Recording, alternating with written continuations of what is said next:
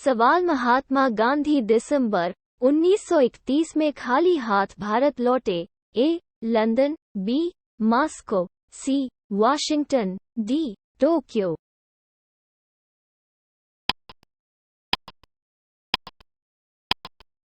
सही उत्तर है ए. लंदन।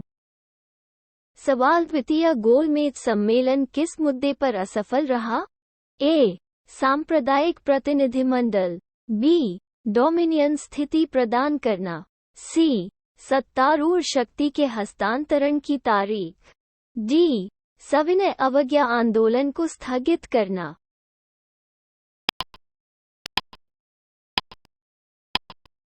सही उत्तर है ए. सांप्रदायिक प्रतिनिधिमंडल। सवाल, तीनों गोलमेज सम्मेलनों में भाग लेने वाले भारतीय का क्या नाम था?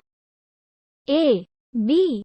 Are. Ambedkar, B. Mahatma Gandhi, C. Mohammad Ali Jinnah, D. Tej Bahadur Sapru.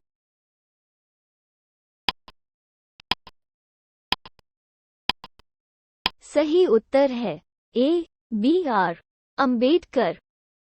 सवाल, निम्नलिखित में से किस गोलमेज सम्मेलन का प्रतिनिधित्व भारतीय राष्ट्रीय कांग्रेस ने किया था?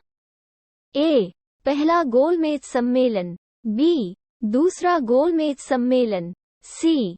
तीसरा गोलमेज सम्मेलन, डी. उपर्युक्त में से कोई नहीं।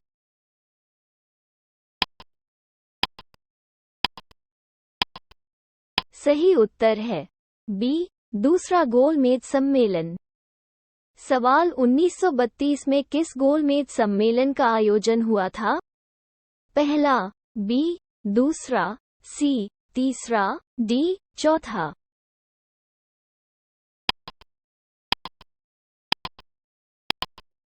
सही उत्तर है सी. तीसरा। सवाल, लंदन में 1930-32 के दौरान भारतीय और ब्रिटिश राजनीतिक नेताओं की बैठक को अक्सर प्रथम, द्वितीय और तृतीय गोलमेज सम्मेलन के रूप में जाना जाता है। उन्हें इस तरह से संदर्भित करना गलत होगा, क्योंकि ए.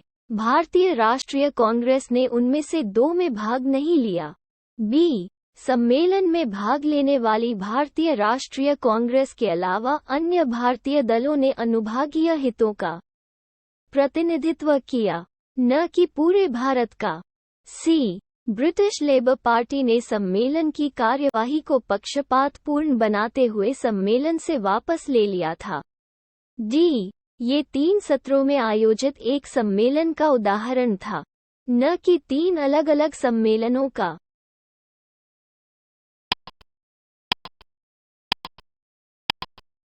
सही उत्तर है डी. ये 3 सत्रों में आयोजित एक सम्मेलन का उदाहरण था, न कि 3 अलग अलग सम्मेलनों का।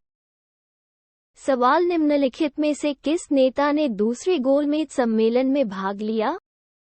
1.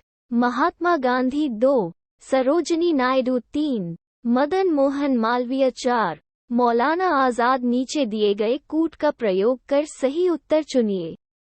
कोड ए. 1 और 2, बी. 1 और 3, सी. 1, 2 और 3, डी. 1, 3 और 4।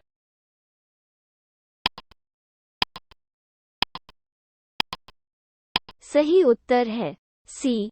1, 2 और 3। सवाल, निम्नलिखित कथनों पर विचार कीजिए। 1. प्रथम गोलमेज सम्मेलन में डॉक्टर अंबेडकर ने दलित वर्गों के लिए अलग निर्वाचक मंडल की मांग की। 2.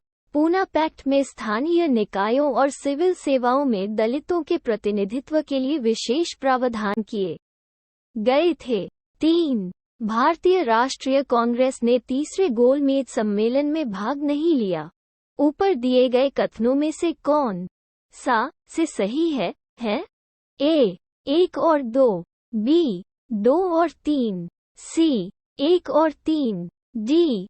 1, 2 और 3।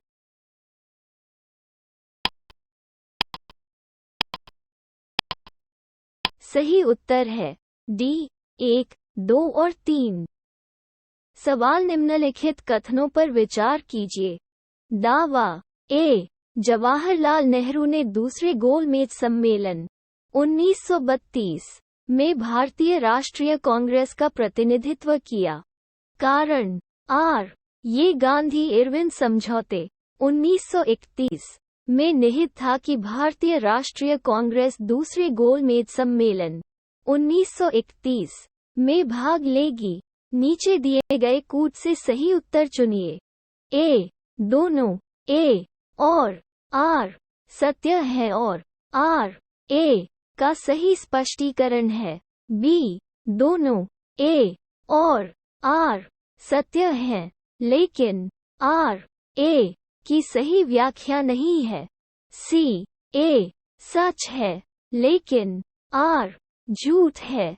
डी. ए झूठ है लेकिन आर सच है.